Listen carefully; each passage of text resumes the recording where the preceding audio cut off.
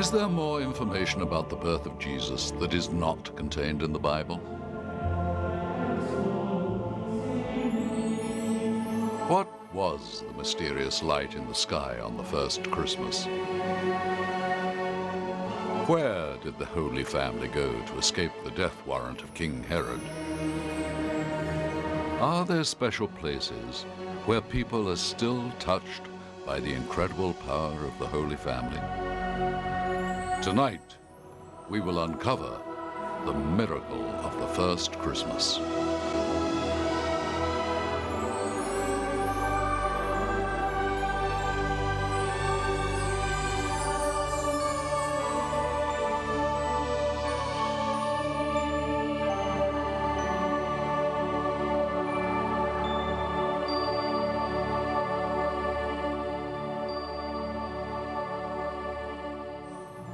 We all know the story of Christmas, but mysteries of the first Christmas are buried under layers of sand, hidden in unknown caves, encrypted in old papyrus and leather texts. We have bits and pieces of a puzzle that we've put together to bring you an amazing new look at a story you only thought you knew.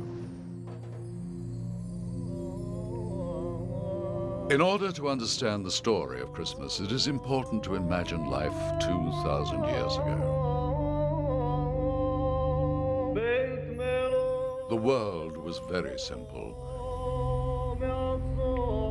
These are the ruins of an ancient town, small by today's standards, with perhaps 200 to 300 residents.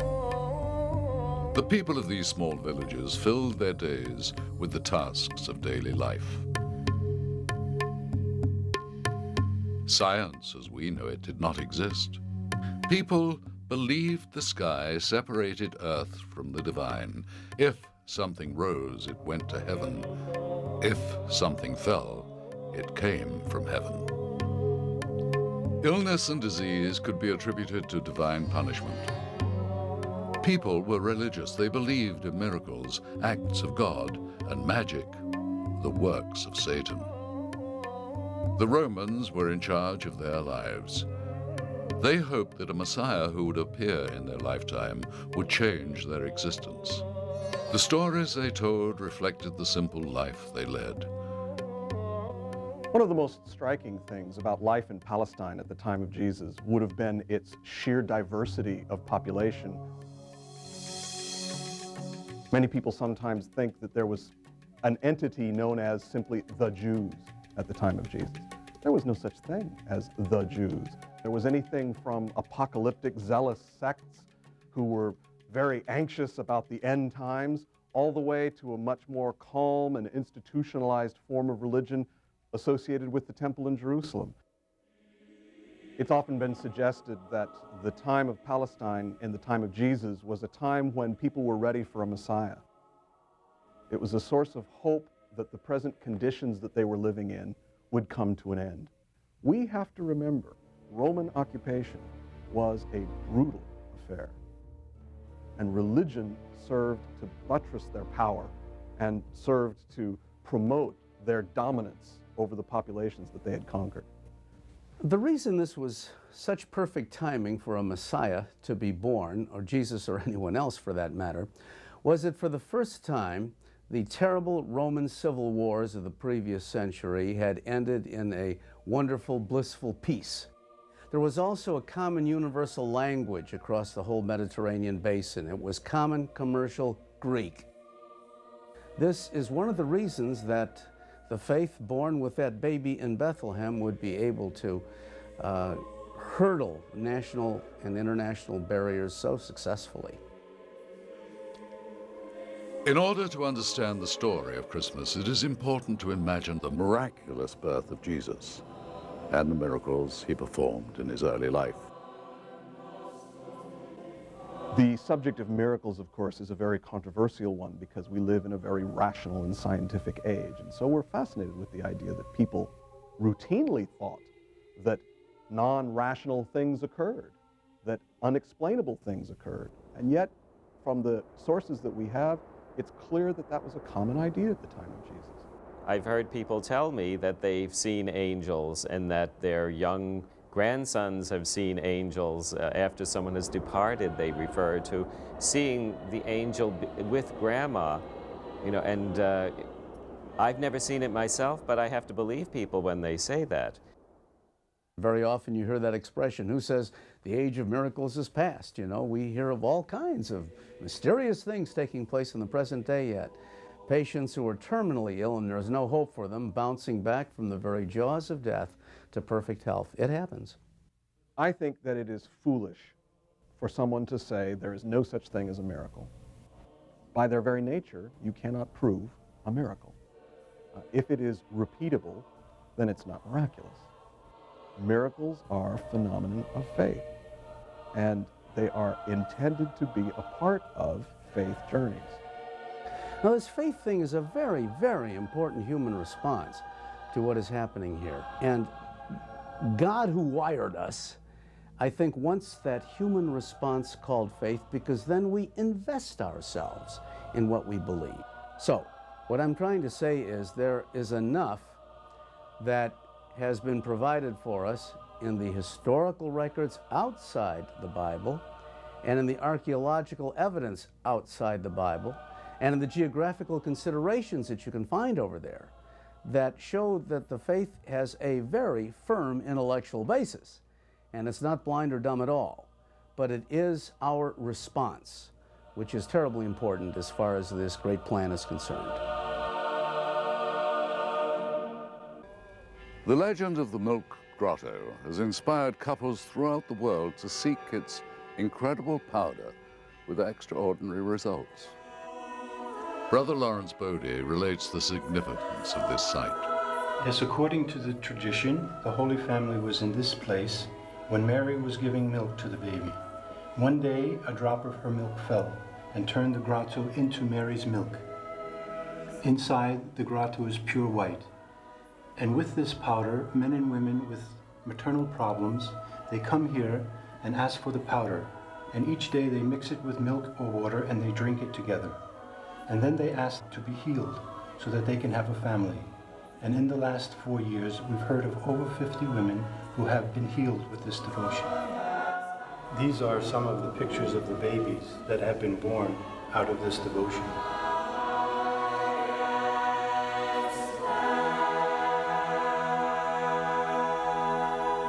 The story of the first Christmas gave birth to a new religion that has inspired the faith of millions of people for over 2,000 years. The story of the first Christmas begins in Nazareth, home of Mary and Joseph, two ordinary people chosen to partake in an extraordinary event. They were given a special task.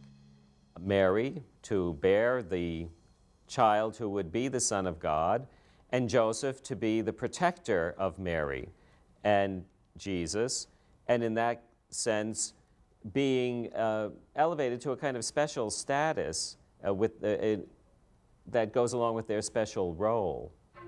I would think they did have a closeness to God. Their faith was the center of their lives. As was the custom of that time, a woman had to be a virgin when she married. Joseph thought he found the perfect woman to be his wife in the young woman Mary. She came from a religious family and was a virgin. Here in the Church of the Annunciation, people travel from all over the globe to honor the first miracle of Christmas. Now, certainly there are miracles, a miraculous dimension that are attached to various episodes in the Nativity. According to the New Testament, the angel Gabriel appeared under unique circumstances to this wonderful little peasant girl, Mary, probably not more than 15 years old, and she was told that she would be the mother of the great messianic figure. And it's remarkable, her acceptance. She says, so be it. She makes a fabulous statement. So often it's overlooked. It goes like this: behold, in the future, all generations will call me blessed. Now that turned out to be not an empty prophecy at all. Every generation since that first Christmas more and more people have called her blessed because of what happened at that time. That is unlike anything we find in all of antiquity. That event took place in this cave. Mary's trust in the angel's message has inspired millions to journey here to renew their faith. Archaeological excavations reveal evidence of pilgrimage as early as 350 AD. As Christianity grew, so did visits of the faithful. A small chapel honors the second miracle.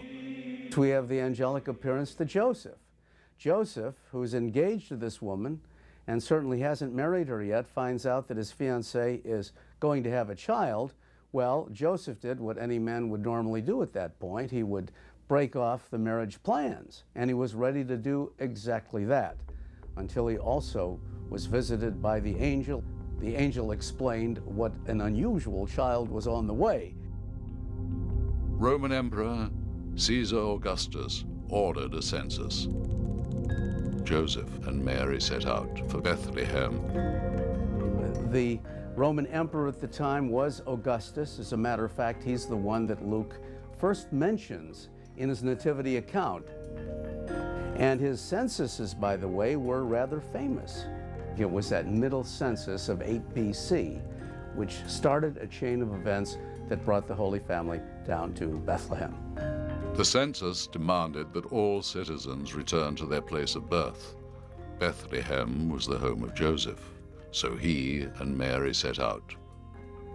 The journey from Nazareth to Bethlehem could take well over a week when traveling by foot or mule. Longer still, if made by a pregnant woman. When they reached Bethlehem, the time came for Mary to deliver her child. Joseph searched for a room, but the small town had no vacancies.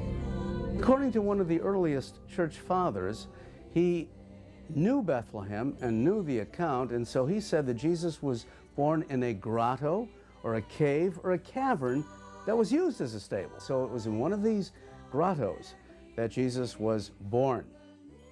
And on that night in Bethlehem, Jesus, the child of Mary and Joseph, was born.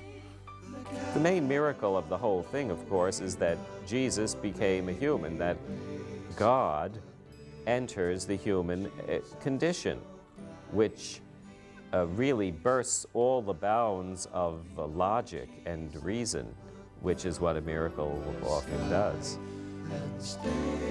This was God's crossing the great divide between the divine and the human and taking on the form of a little baby. And that baby would grow up to suffer, die, and rise again according to Christian theology in order that we could all be made his brothers and sisters, his fellow children of God.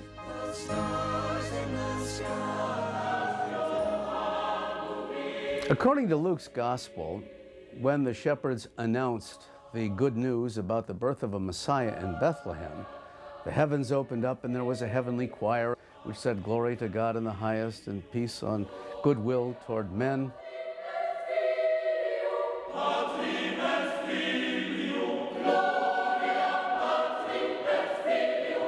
In 330, Queen Helena, mother of Emperor Constantine, ordered the first church of the Nativity to be built.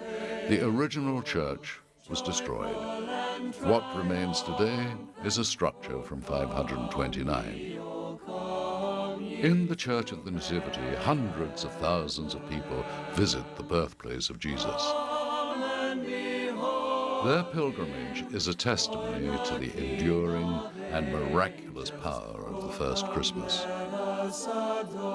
As they walk through the narrow passageways and visit the altar, they relive the glorious spirit of the moment of Jesus' birth. A birth which would initiate a series of events that would change the world forever. The next miracle appeared in the sky. It was a star that shone so bright that it could be seen for thousands of miles. In Persia, this star attracted the attention of 3 kings or magi. They were searching the heavens for a sign foretold in their prophecies, a sign that a king would be born. What they saw that night is known to us today as the Star of Bethlehem. What star was powerful enough to attract the attention of the wise men, hundreds of miles away?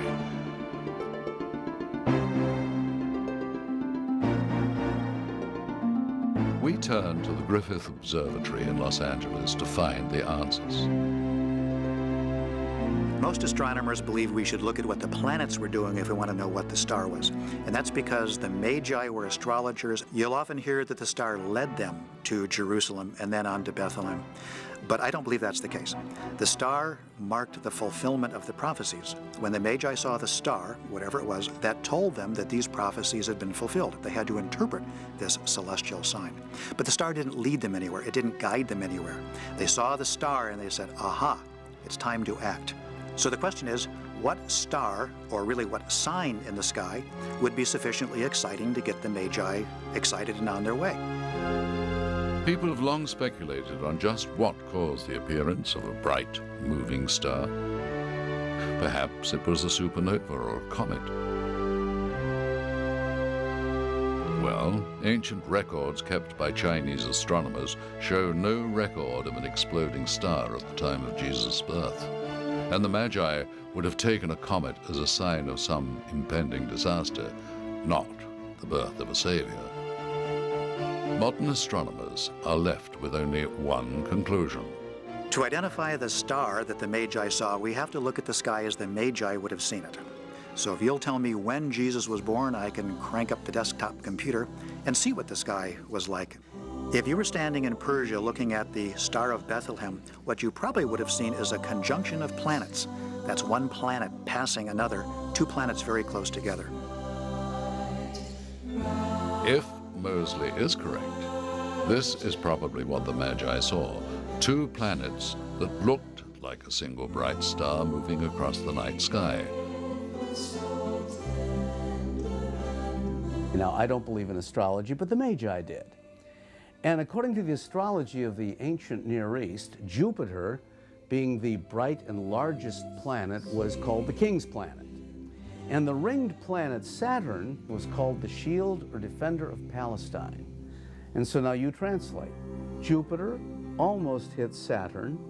A king is coming to Palestine. But if the Magi were astrologers, shouldn't we turn to astrology for the answers? Astrologer Jean Avery provides more insight on the Star of Bethlehem. So I don't think Saturn would have been part, in my estimation, would not have been part of the Star of Bethlehem. Could astrology provide the answer as to what planets would set the Magi on their course to Bethlehem?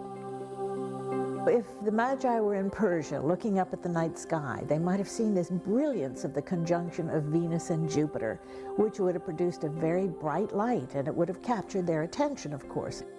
Each planet has a description. It's, as an example, Jupiter is the planet that describes religion or philosophy or humor or this curiosity about the workings of the universe, the awe at the workings of the universe. And Venus, in my mind, in its highest connotation, describes social justice. But was it a conjunction of planets? A conjunction in astrology is exactly the same thing as a conjunction in astronomy. It's just that we ascribe a meaning to that conjunction. And the meaning of the conjunction of Jupiter and Venus is great good fortune. Harmony, beauty, pleasure, love. Everything that could be wonderfully, positive in one's life. But not everyone thinks that scientific proof is a necessary element to the Christmas story. The attempt to find some kind of astronomical event at about the right time, I think misses the point. Whenever we try to say that a miracle is explained by some coincidence, it's not miraculous if it was just a coincidental Halley's Comet or something like that. The point of the story is this was a miracle, not that it was an accidental astronomical phenomenon. Even as the miracle of the virgin birth took place in Bethlehem, there was another piece of this miraculous story unfolding in the East.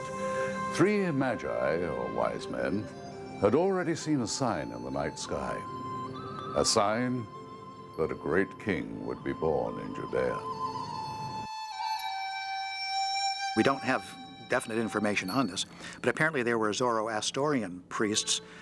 As far as how many of them there were and who they were, this is all later legend. All we know is that Magi came from the East, and that's really the limit to our knowledge of who these specific people were.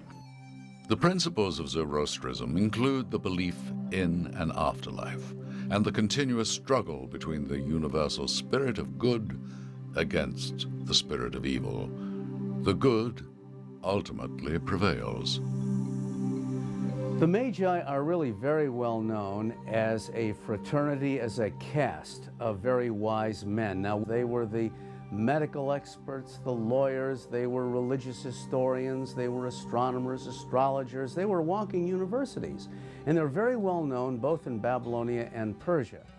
What we know is that the names of the wise men and the fact that one of them was traditionally black, for example, that Casper became African, for example, or black, is an interesting and charming tradition, but we know it doesn't go back very far. But is it more important to know who the Magi were or what they represented? The three wise men, I think, represent a number of different aspects of the story that Matthew wants to emphasize. For one thing, it emphasizes that Gentiles even are understanding the significance of this birth. It's borrowing the idea of, well, people in the East are very wise. They know such things. And so there's a kind of validation of this event that is lent to this by the arrival of three wise people. Symbolism is important, but what other factors might affect the interpretation of their gifts? The gifts of the wise men in its original setting undoubtedly simply represented that these are symbols of Gentiles, foreigners, recognizing that the birth of this child will have cross-cultural significance. Three gifts are mentioned: gold, frankincense, and myrrh. Gold, a royal symbol, and also very handy to have as traveler's checks later on when they make that flight to Egypt. Frankincense, to indicate the priestly function of Jesus in the future. And myrrh, that's an interesting salve used medicinally, and it was also used to embalm bodies after death. So in a sense, you have these very prophetic gifts that were given Jesus right at his birth. The Magi followed the star to Jerusalem, where they hoped to find the newborn king. But the Magi weren't the only ones to notice the Star of Bethlehem. It also caught the attention of King of Judea, Herod. They follow it, and the first place they come, since they interpret the star as a portent of an important royal birth, so naturally where they go is the palace in Jerusalem, where Herod, the king, resided. Herod was a killing kind of guy. He managed to get the kingdom through influential connections in Rome. He was a person who was known to be quite brutal to anyone who would threaten the security of his own throne. Whenever he suspected that there would be a rival, he killed them, no matter what age they were, no matter who they were. He arranged some pretext, and he had them strangled or beheaded or killed in one way or other. He was not interested in a new king being born. He was quite happy with the king that he represented right then and there. The whole portrait that we get of Herod from the pages of Josephus, first-century Jewish historian, almost an eyewitness, compares exactly with the portrait we get of Herod in Matthew's Gospel. Once the Magi told him about the child, Herod became interested in finding this newborn king. Using the Magi as his unknowing agents, Herod sent them to search for the new Messiah in Bethlehem and report back.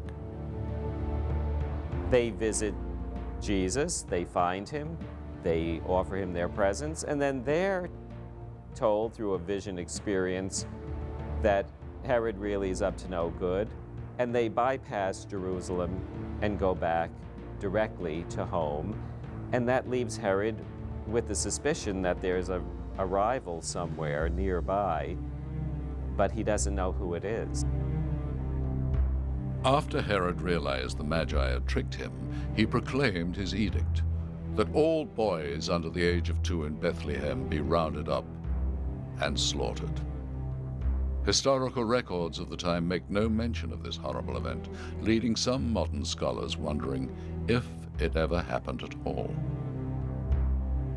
I think the reason so many people doubt this episode is because they think too many babies were killed. You know, some say hundreds of Jewish boy babies killed, but that's wrong. Bethlehem is only 1,500 people, maybe 2,000. Do an actuarial study of a town that size, you wouldn't have more than 20 babies, 2 years old and under, half of them the wrong sex. So we're talking about only 10 to 12 babies. There's no physical evidence to support the actual massacre of the infants, but Josephus tells us that in his last days, Herod was planning something far worse than killing the babies of Bethlehem. Herod was worried that nobody would mourn his own passing, and so he was going to give them something to cry about. He asked his dear sister Salome to arrest all the Jewish leaders in Palestine and have them brought into the hippodrome outside his winter palace at Jericho. And the moment his death was announced, they were to be murdered in cold blood. Why? So that thousands of households would be crying at the moment Herod died. Now, is that the sort of sweet fellow who could have killed 10 babies in Bethlehem? I do think so.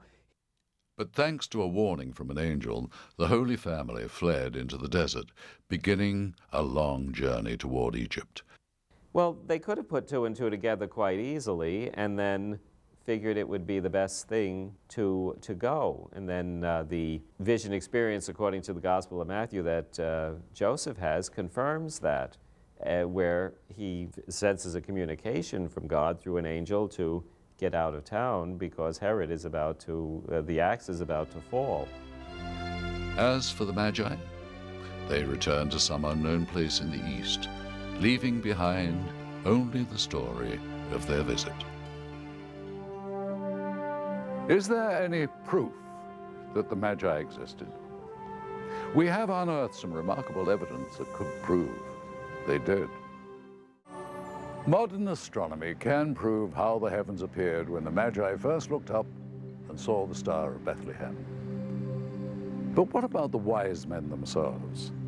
Does their story end with the visit to the infant Jesus, or is there more to learn about them? There was a good deal of debate among our own experts about who the Magi were, and if the 3 kings known as Gaspar, Balthazar, and Melchior even existed at all.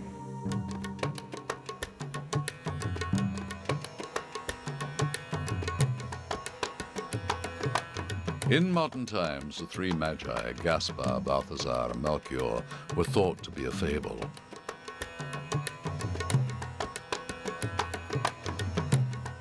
Scholars believed that their names and legendary kingdoms were nothing more than stories of fiction written after the Bible.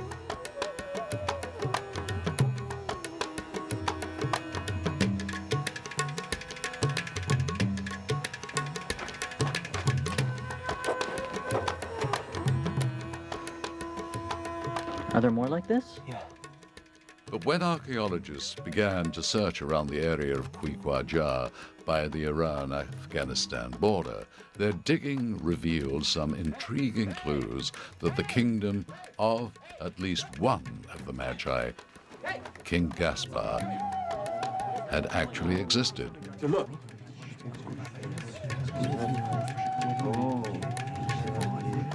The discovery of a large cache of ancient coins was remarkable. But their real value lay in an inscription on the backside. It was made in Harwadia, in the kingdom of His Highness King Gaspar. From the 3 Magi? Yes, one of the 3 wise men. It was a stunning revelation.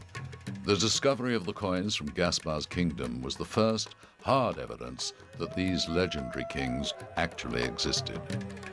But the discovery of the coins was not the end of the story. In fact, it was only the beginning of a quest to discover the actual lost kingdom of Gaspar. When an American archaeologist working in Cairo heard rumors about the discovery of the coins, he decided to pursue the mystery further. Welcome, welcome. Thank you. I'm looking for an old coin. Well, look here, my friend. I have many ancient coins for you. No. I'm looking for a very rare coin.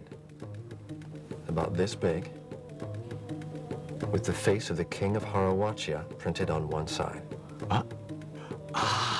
Perhaps some of the coins from the dig in Quiquajar had not made it to the museum. If so, the antiquities markets in downtown Cairo was just the place to find out. Anya? Perhaps you would care to buy. How much? For you, 300.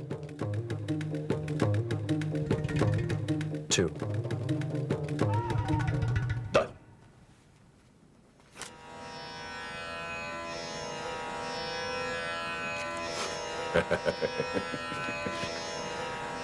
This is Gaspar? Ah, yes, Gaspar.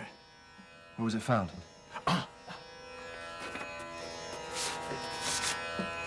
It was found here, at Quiquajar, near the dried Lake Hamun.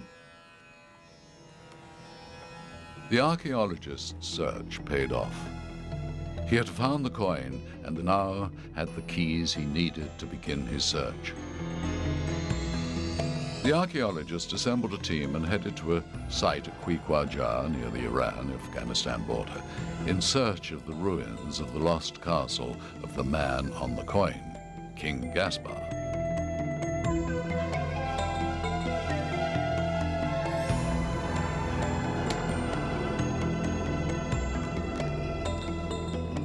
Day 15.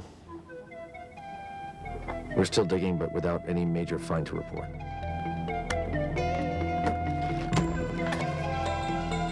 After weeks of digging without success, it looked as if the stories of a lost castle might be a fable after all.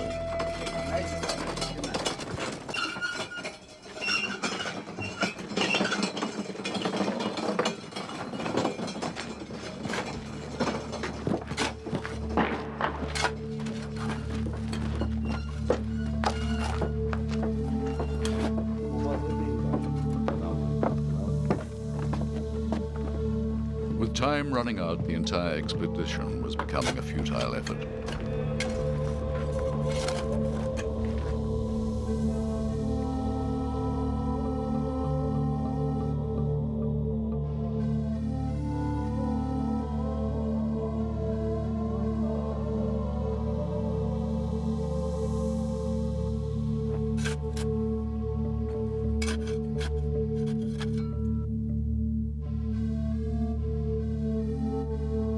Hassan! Amar! Come here!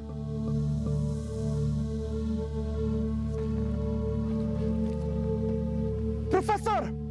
Professor! Professor! Professor!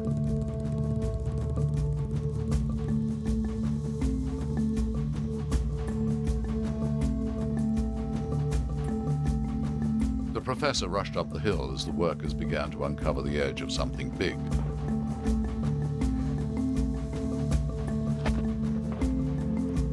It's part of a building! It's a foundation. Find the edges, clear away this dirt. They had found the foundations of Gaspar's castle. We found it, Professor! We found it! If the coins had not already shown that the Magi were real, now there was concrete proof. Yes, we did. Yes, we did. But the story of the wise men does not end there. 16 centuries earlier, there'd already been an even more compelling discovery made by a Roman empress. Helen was the mother of the first Roman emperor to become a Christian, Emperor Constantine. As a devout Christian herself, Helen traveled the world building churches on holy sites and searching for relics of Jesus' life. Look, can you see it? On one such expedition, a young man dared to approach the Queen with news of a miraculous find. Helen could not believe her eyes. She had found the cross upon which Jesus himself was crucified.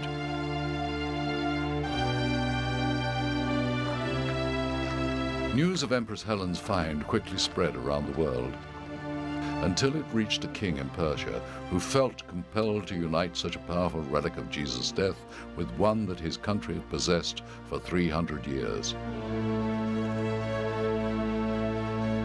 A relic of Jesus' birth.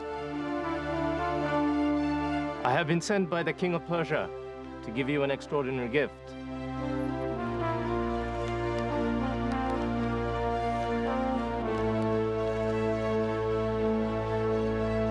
Is this true?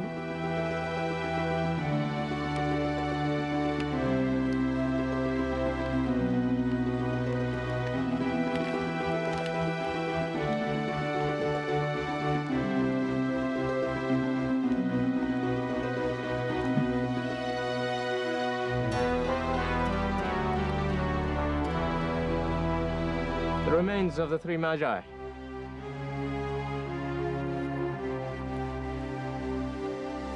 The Empress decided that the best place for this miraculous discovery was the church where she had been baptized in Milan.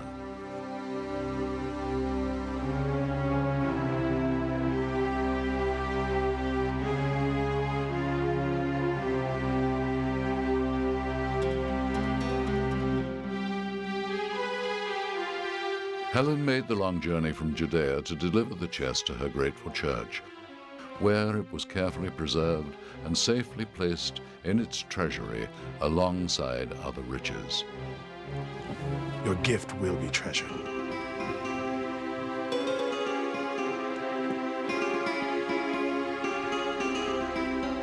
The remains of the three kings rested undisturbed in the church for 800 years, until an ambitious Germanic warlord, Frederick Barbarossa, invaded Italy. No! Stop! Oh, no! Move! No! Conquering Milan in 1162, Barbarossa's army ransacked the church and plundered its treasures. Stop! For the love of your immortal souls! Ignoring the pleas of the clergy, the soldiers began pillaging the church's treasures.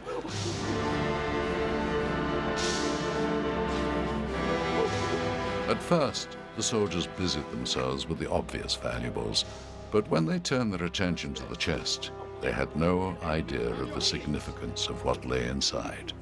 The priests' protests were no match for Barbarossa and his army. No! No!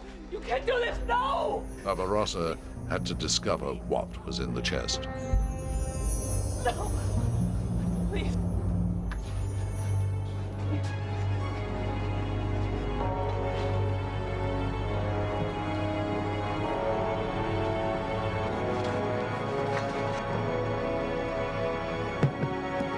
Take it away and feed him to the dogs. No! No! No, you can't! No! No!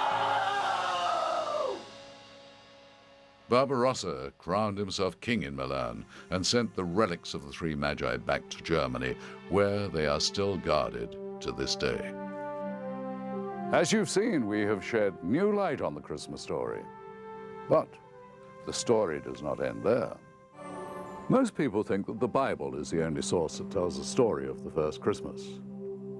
But the discovery of other ancient texts provides further details about the miraculous birth of Jesus and the miracles he performed in his early life. One such amazing find was the Gnostic Gospels. What's fascinating is that there are sources on Jesus outside of the biblical documents. I think most people don't know that. The Apocryphal Gospels were responses to the original four Gospels. They tried to fill in the gaps in the Gospel records, the childhood stories of Jesus that are not reported. We have other stories, the history of Joseph the carpenter which explains what they made in the carpenter shop. We have the Arabic Gospel of the Infancy, which talks about these wonderful stories about the palm tree on the way to Egypt. We have a lot of these accounts that retell the biblical episodes, but add all kinds of detail. Well, some of them, like the Gospel of Thomas, the Infancy Gospel of Thomas, was probably formulated in Gnostic circumstances because there are tendencies in the way the story is told to stress Jesus' wisdom. The same thing is true of most of those infancy and extraneous Gospels, we can call them that, or apocryphal Gospels, that aren't in the mainstream, that weren't accepted as biblical. The history of the Gnostics is very interesting. Even as early as the 2nd century, they were that movement was a very strong movement. The Gnostic type of Christianity was the dominant type of Christianity. Gnosticism comes from the term gnosis, to know, that is knowledge.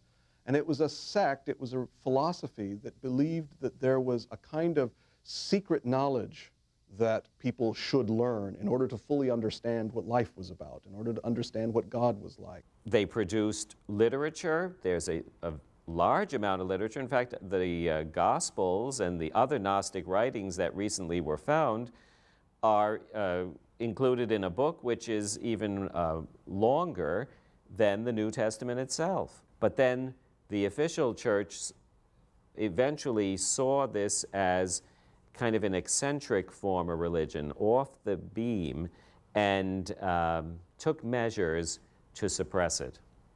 What happened to these Gospels and why were they eliminated? Well, at one point, actually, the bishops of Rome condemned them and said they weren't to be used anymore.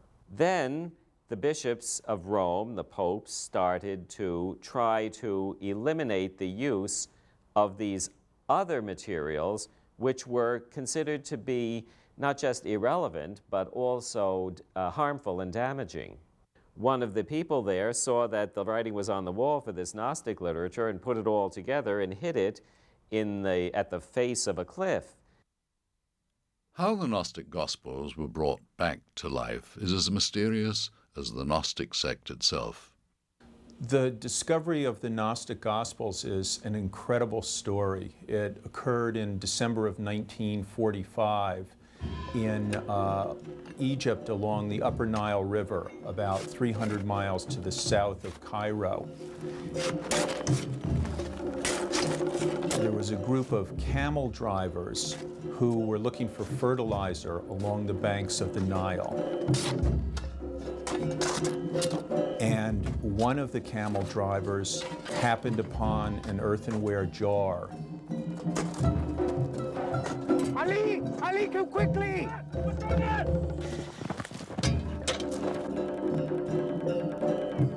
His brother, who was the leader of the group, whose name happened to be Muhammad Ali, took the jar and thought at first that it might contain a genie, an evil spirit that would haunt him if he opened it.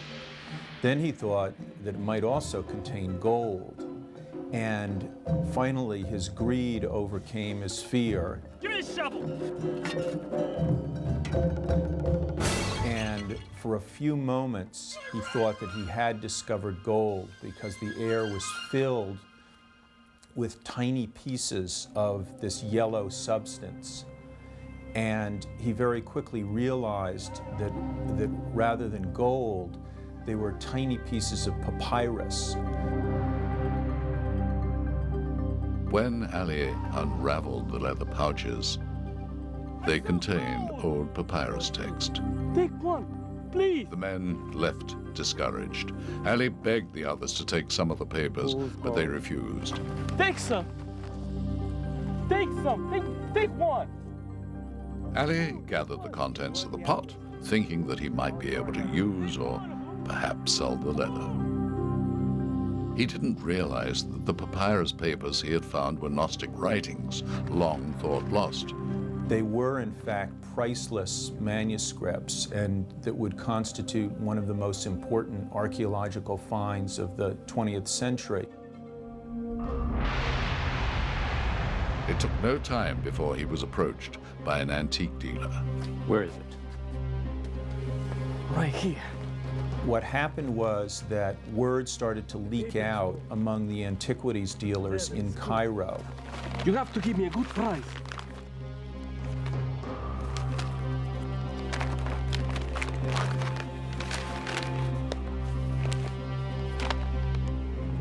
You should take 500.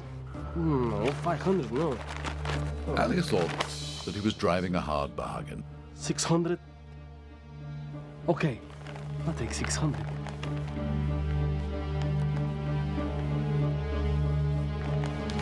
His fear of unleashing a curse would not be unfounded. Ali had no idea that the manuscripts he had found would set off a series of events that would affect the lives of those who touched them. I have something here you'd be interested in. Archaeologist Jean Dorès received an anonymous tip about the papers that sent him off to Cairo. Dorès was a well-known expert studying ancient Coptic texts. Upon his arrival in Cairo, Dorès received another message, this one from his old friend Togo Mina, head of the Coptic Museum. Mina! Dorès, my friend. One of the first people who found out about Muhammad Ali's discovery was Togo Mina, who was the director of the Coptic Museum in Cairo. Mina showed Dorès a page of the Gnostic writings he had just purchased from a Belgian antique dealer, Albert Eid. These writings were long thought to be more fabrication than reality. Dorès wanted to see if there were any more pages in circulation. I'll take you there. While Dorès and Mina headed off to Alfred Eid's, the black market was doing a brisk business in manuscript sales. The black marketeer who purchased the entire collection paid antique dealer Maria Dattari a visit. It took her no time to realize the value of the papyrus texts and bought what she could afford. How much do you want for them? 20. No. That's too much. 15 will get you 2. I'll take 2.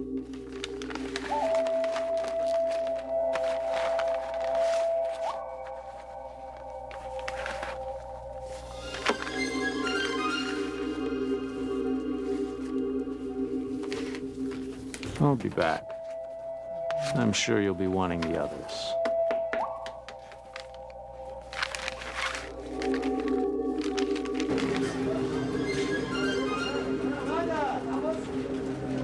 Eid was not surprised by his visitor's interest in the texts, but would not reveal where he obtained the manuscripts.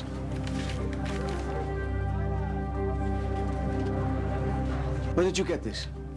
I have my connections. How much for this one? The government cannot afford this. Don't take this out of the country.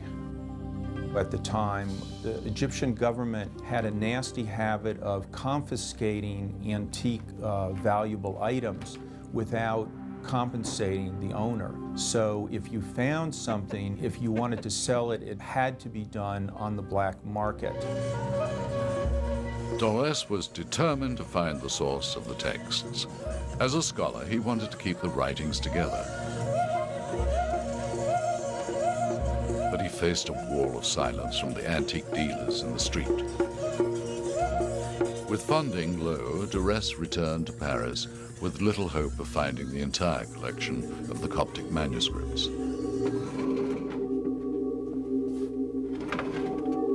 While he was in Paris, Dorès received a package from Maria Dattari.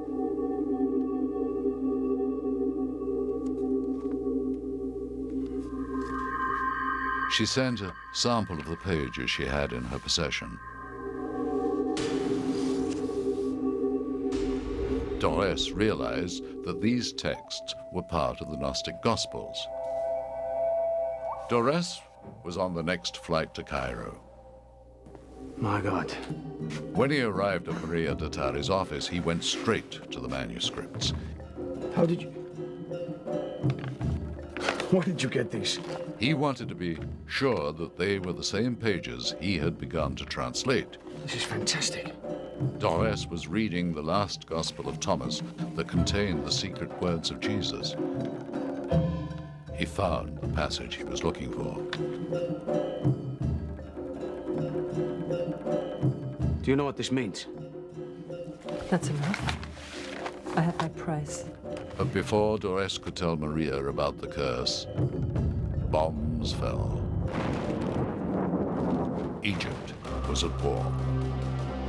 Mina and Dorès were hard at work securing funds for the manuscripts, but the war created chaos in the antique world. Word arrived that Maria and Albert were leaving the country with the manuscripts. Dorès rushed to the antique market to intercept Ide and Dattari before they left the country. He was in a race against time. If he didn't stop them, the text could be lost forever.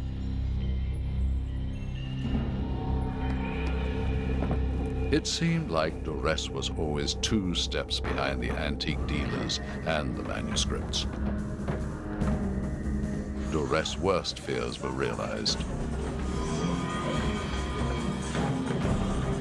He was too late. Both dealers were well on their way. But it seemed like the curse of the Gnostic Gospels began to take effect.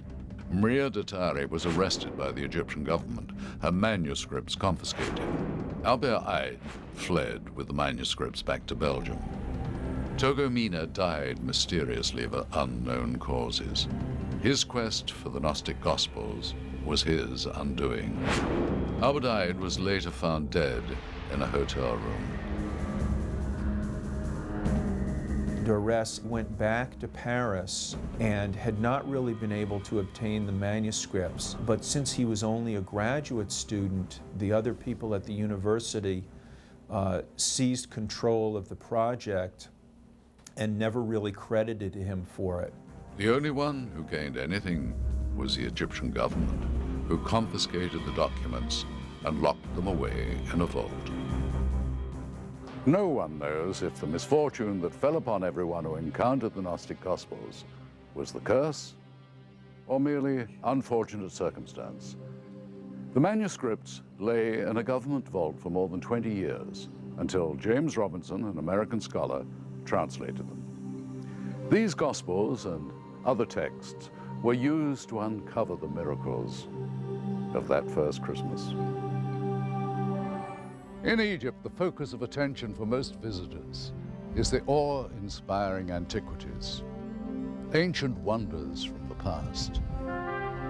But our journey to Egypt centers on places the Holy Family visited on their journey to safety.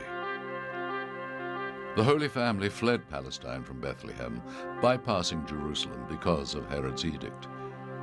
They headed west across the brutal, arid conditions of the Sinai. In fear of Herod's army, they often traveled alone on lesser-known routes. Another surprising thing that happened in the flight to Egypt, according to these early apocryphal Gospels, is that the Holy Family was set upon by a squad of robbers who couldn't steal anything from them because they were so poor. And so these gentlemanly thieves opened up their brown bag lunches and shared lunch with the Holy Family. And Jesus would see one of those nice thieves 30 years later at a place called Calvary. You guessed it, the thief crucified on his right. The good thief, remember the account. Other times they traveled in caravans and camped in groups for protection, slowly making their way to the safety of Egypt. Well, the stories about the Holy Family's trip to Egypt, they're very moving. Like one where Mary washes his clothes and a person takes the water in which the clothes were washed and then pours it over a girl that has leprosy, and then the leper is cleansed. You know, it's sort of the power of Jesus even connected with the things touching Jesus and causing good things to happen for people. Another nice story was Joseph says to Jesus, boy, it's really a long trip. I don't know if we're ever going to get where we're going. And then Jesus says to him, well, don't worry about it. And the next thing they know, they're at their destination. Sort of miraculously, he transports his weary family to where they were going. Whether they got there by foot or by a miracle, the Holy Family arrived at the Nile Delta. The land was a welcome contrast to the harsh desert they had just traveled. Here, water was plentiful, the land green and fertile. The family took refuge in this more hospitable region and found comfort in its bounty.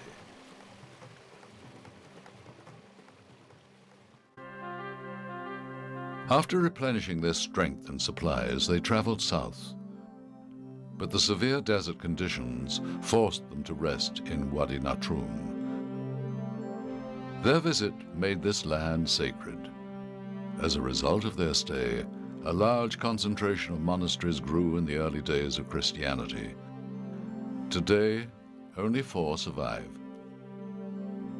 At Anbar Bishoy Monastery, Father Tadros explains the power of the area.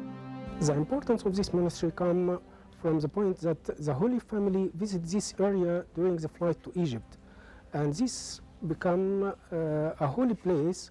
That's why all the people all over the world come to visit this area. And since the people know that it is a holy place, they visit it from time to time.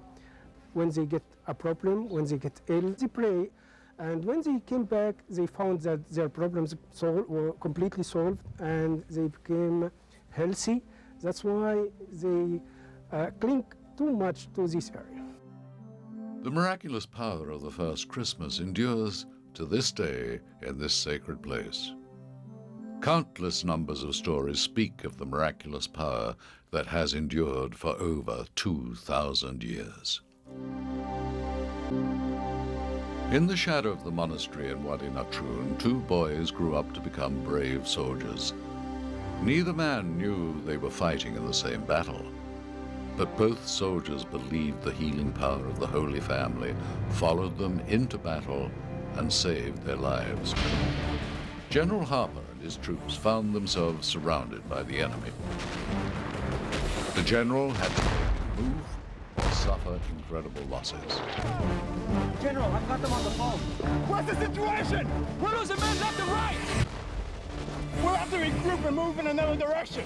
Matthew, another soldier, volunteered to go ahead and survey the enemy's position and report back. The 2 soldiers had to cover a lot of ground if they were going to make it to the general and his troops. Hey, if we keep to the right, we should be able to avoid the bullet. Just keep moving, follow me. Don't worry about me. I'll be right behind you. Keep going. Matthew crawled over to his friend. You okay? I think I just got the wind knocked out of me. General Harper knew he had to put his men's safety before his own. General, aren't you coming? You may go ahead. I'm gonna stay behind and make sure the area's clear. You're gonna be all right. Doesn't look that bad. I can't feel my leg. Matthew tried to carry his friend to safety, but it was too late. He knew Luke's wounds were fatal. He had to put on a brave front for his fellow soldier.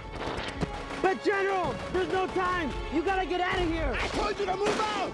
That's an order, soldier.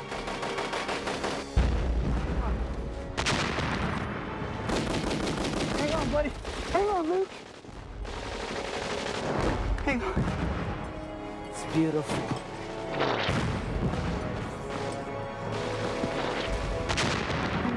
Luke! Luke! Luke! Luke! Matthew's cries for a medic were soon silenced by the enemy's bullets.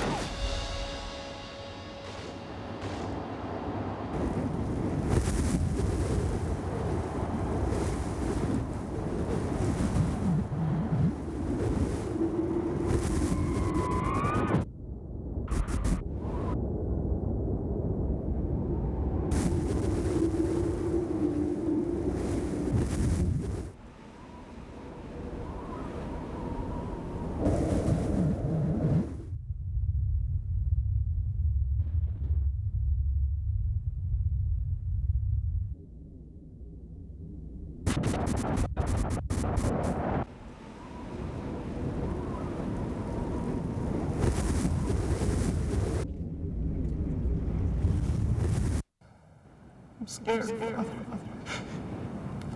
I know, Matthew. But I'd be worried if you weren't afraid. I can't think of anybody I'd rather have to defend our country than you.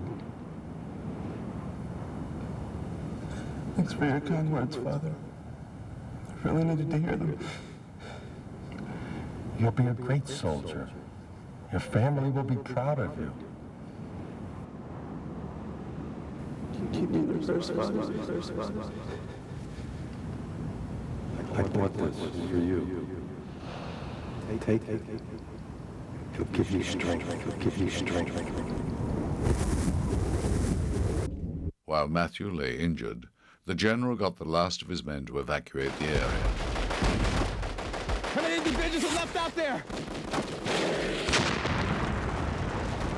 As Harper was about to pull out, an enemy rocket found his position.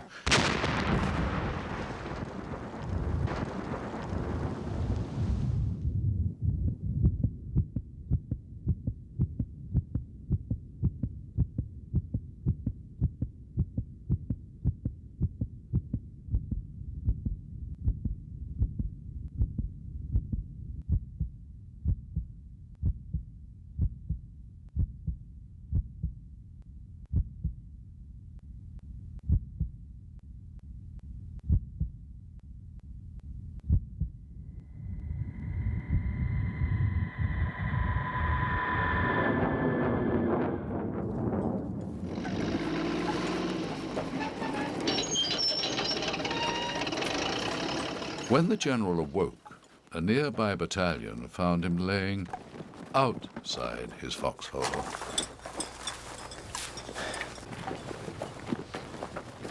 You're wounded. I gotta get you some help.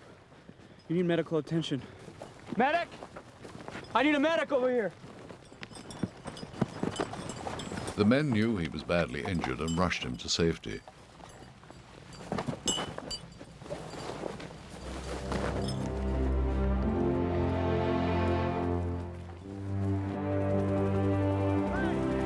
Sergeant Adams found Matthew where he found treatment in the field tent.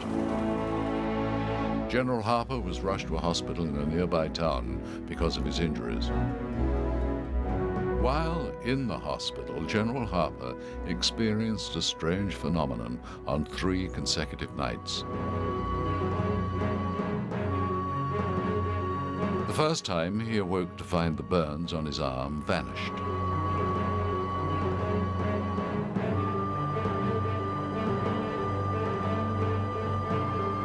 The next day, his leg was completely healed. On the 3rd morning, he awoke to find the burns on his face completely gone. Harper knew his healing was a miracle.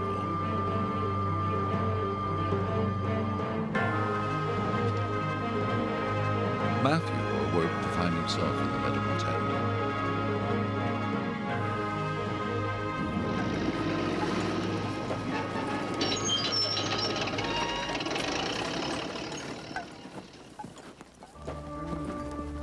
Doctor, you better get in here quick.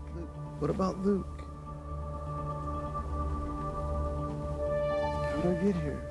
You were shot. Am I okay? You're gonna be fine, but it was a very close call, Matthew. What do you mean? Let me show you something. This is what saved your life, young man.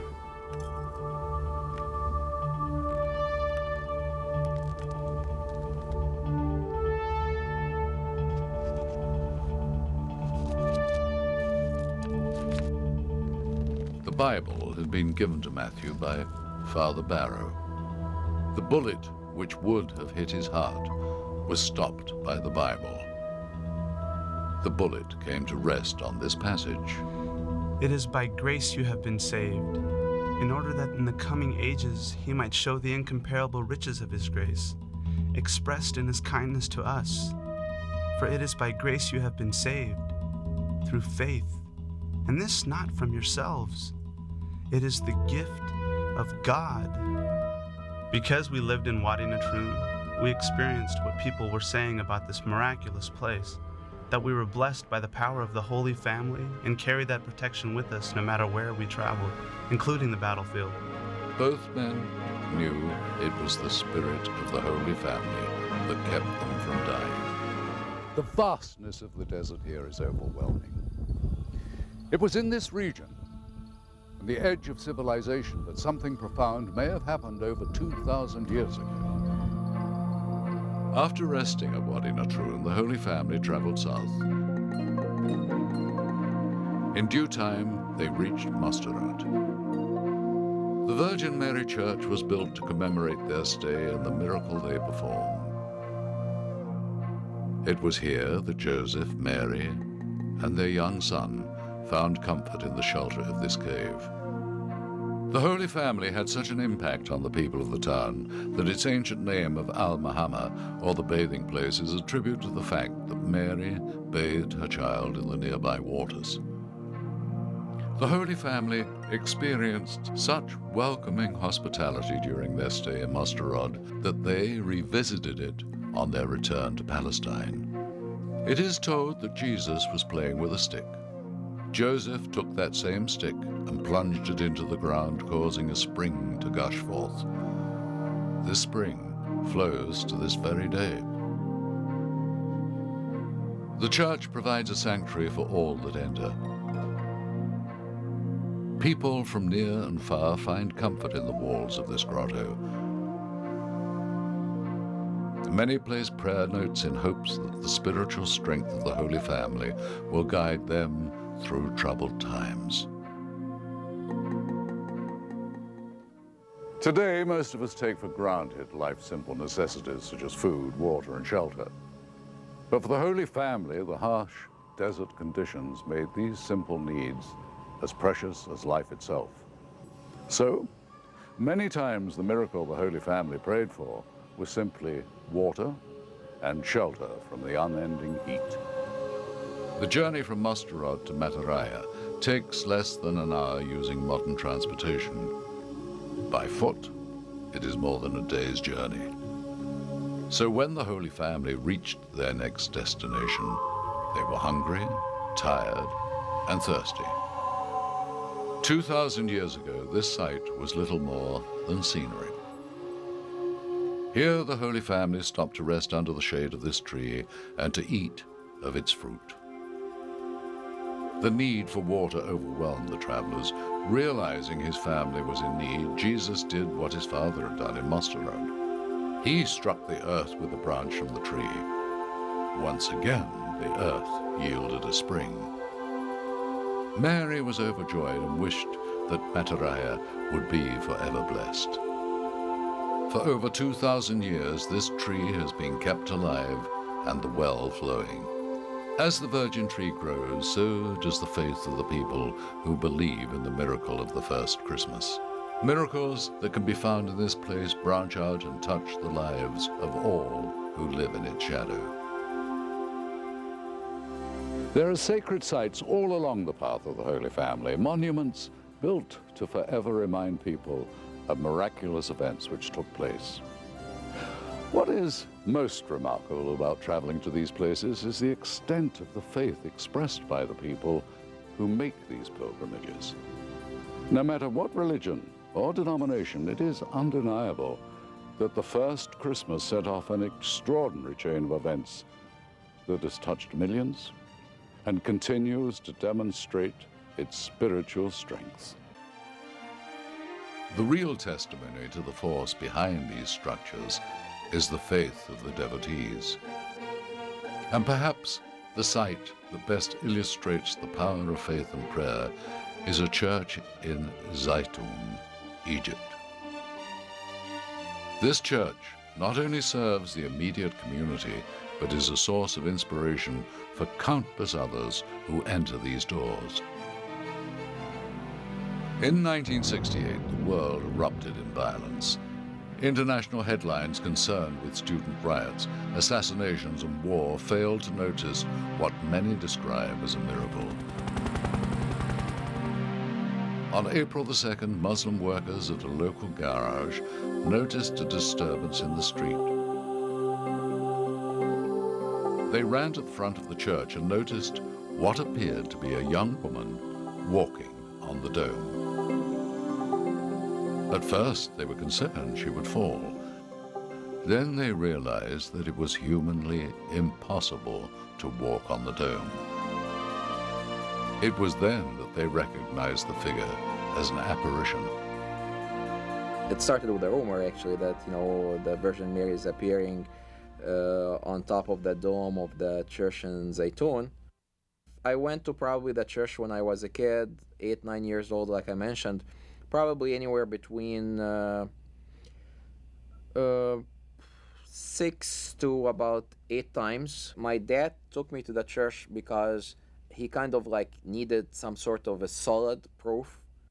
After a lot of hours standing in the yard of the church, that I was able to get a view of that white shaded ghost appearance of the Virgin Mary on the dome of the church.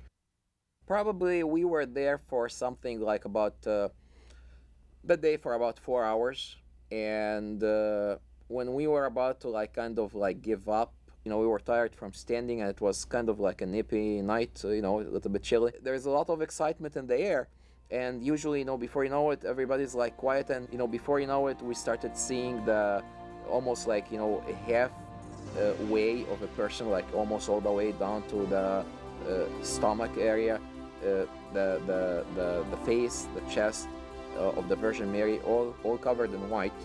It absolutely does reaffirm my belief. It's firsthand, you've seen it, I was a kid, and it did have an impact on me, all through my life until today. But a person did not have to witness the apparitions to be touched by the powers of the Holy Family. It seems that when ordinary people need their help, it arrives.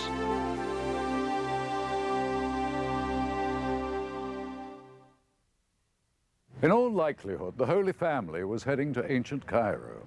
There they could safely rest, free from the fear of Herod's threat. After finally reaching a safe destination in the Jewish quarter, the Holy Family entered a Roman temple. The mere presence of Jesus in the temple caused idols to fall. This angered the local magistrate. The family fled through the ancient streets in search of safety. Here under the church of St. Sergius, the family hid in a cave. When the magistrate found the Holy Family, the power emanating from Jesus and his parents stopped the official, turning his anger into admiration, thus fulfilling the Old Testament prophecy.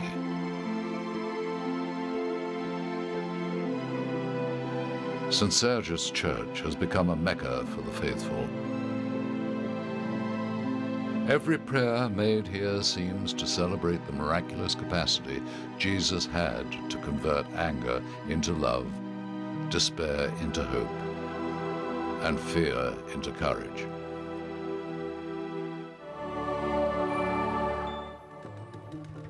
The River Nile that flows through Egypt is its life force. Without it, the fertile lands that line its banks would be nothing more than a barren desert.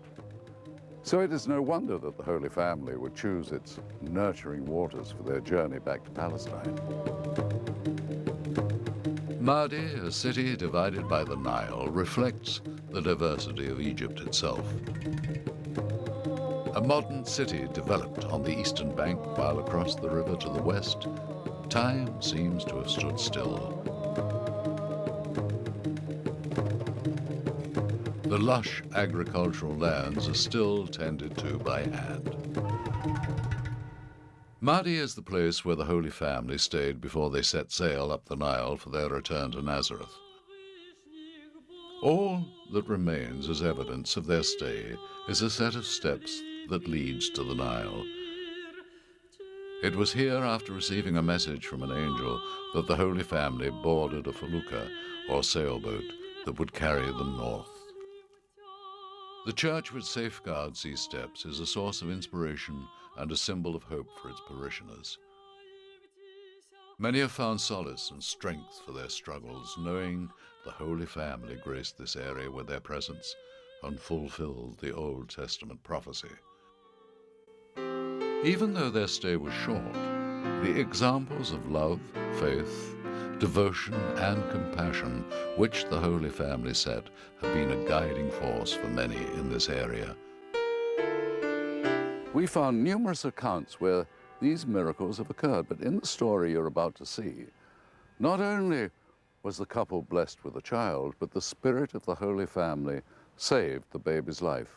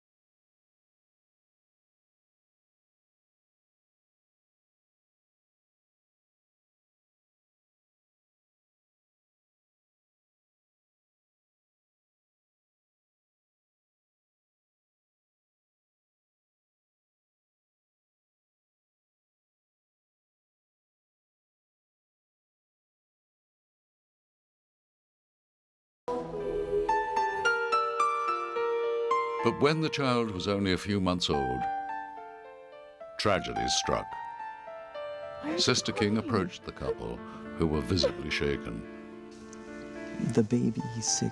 Oh no, what's wrong? Sister listened as they recounted their story.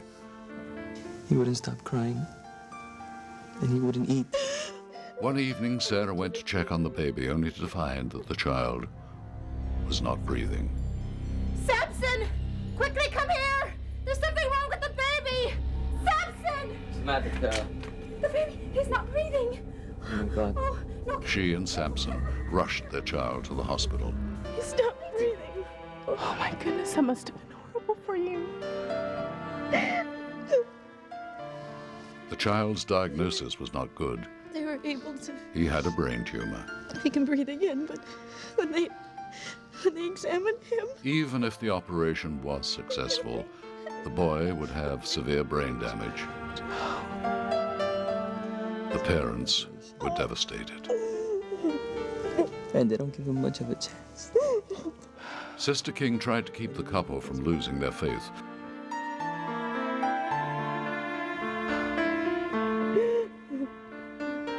When Sister heard about our child, she told us to return and make a devotion. She assured us that if our prayers were answered before, they would be again. This is what you should do. I want you to pray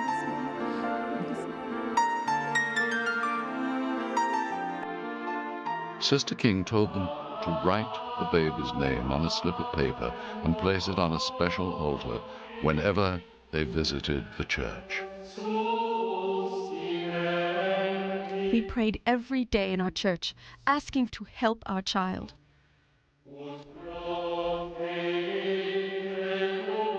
The couple followed the sister's advice.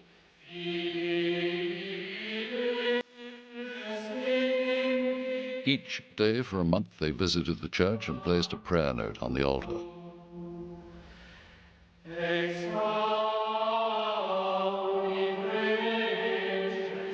Sarah lit a candle and prayed for the Holy Family to give her strength.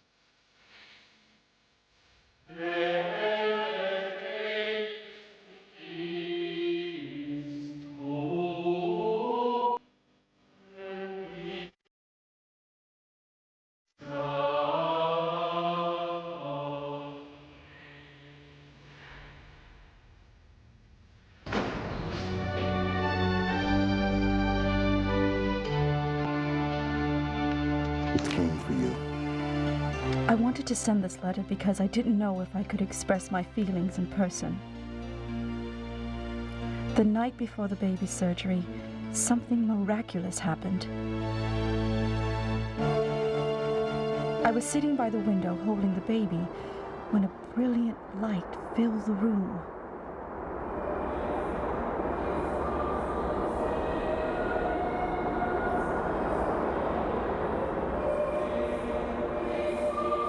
First, the light shone on me, then it fell on my baby's face.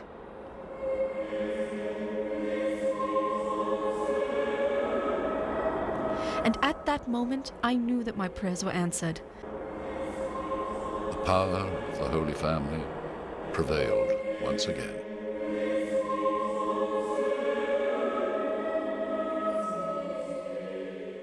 Sure enough, when we took the baby to the hospital, the doctors were baffled. Our baby was completely cured. I'm giving the money we would have used for the operation to the church. I know you will do something good with it. We were finally at last a happy, healthy family. I will never doubt the power of faith.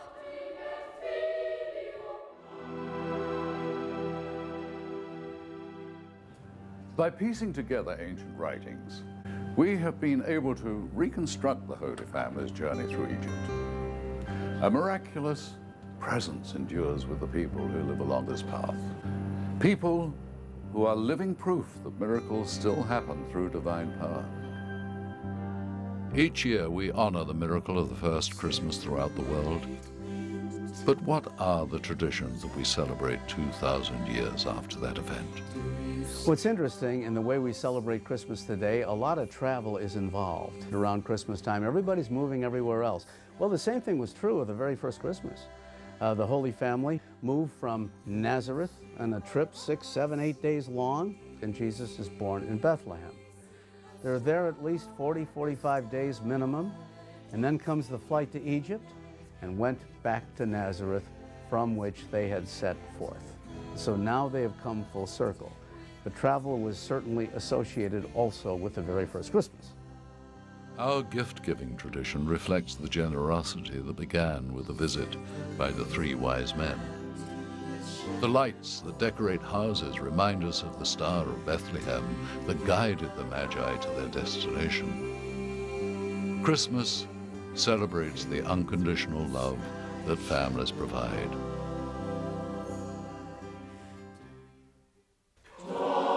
But it is important to remember the significance of the first Christmas before we get caught up in the frenzy of the holiday season. The Nativity is so terribly important, not because of the Nativity alone, but because of who this baby would become. This is the baby that would later on become Jesus of Nazareth, the luminous individual whose career has changed all of human history. The significance of Christmas, I think, is important to keep in a balanced perspective. We must never sentimentalize the birth of Jesus so much that we neglect that salvation and liberation came to us through Jesus at great cost and at great suffering, and that the message of Easter is essential for the message of Christmas. As we have seen, the miracle of the first Christmas set in motion events that changed the world. And as we traveled on the path the Holy Family took, we revisited the places and miracles associated with the birth of Jesus. From Nazareth to Bethlehem, to Egypt and back, our journey has been filled with discoveries and miracles. But none of this could have occurred without the miraculous beginning that was the first Christmas. I'm Roger Moore. Thank you for joining us.